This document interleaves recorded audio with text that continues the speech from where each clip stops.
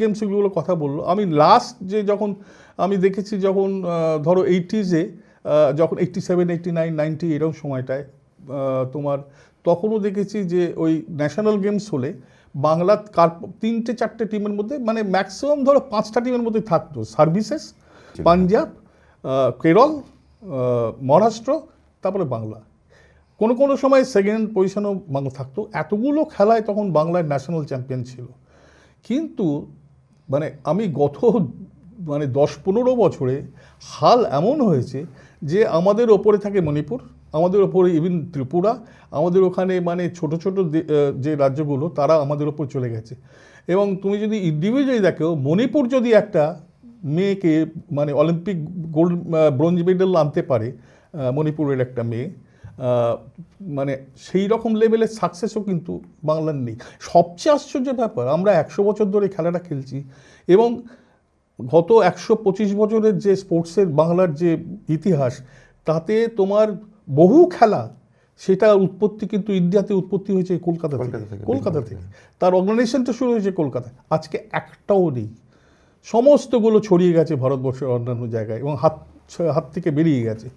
এবং মানে সবচেয়ে দুঃখের ব্যাপার হচ্ছে যে ধরো ব্যাডমিন্টন খেলাটা, বা ধরো মানে আমাদের কেউ এশিয়া চ্যাম্পিয়ন, আমাদের কেউ মানে খুব বলার মতো ধরো 2-4 জন আছে যারা এশিয়ান সার্কিটে অ্যাথলেটিক্সে ভালো করেছে, দৌড়েছে, করেছে, কিন্তু একটা নীরজ চোপড়া তুমি খুঁজে পাবে না, একটা মানু বেকার রাইফেল শুটারের মতো কাউকে খুঁজে পাবে না।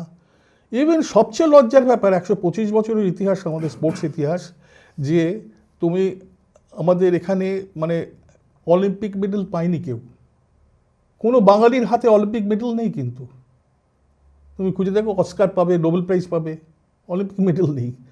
তো দুঃখের ব্যাপার, আমরা খেলাই কালচারালি এত মানে বিরাট বলে আমরা মনে করি নিজেকে, কিন্তু আসল জায়গায় কিন্তু আমরা নেই।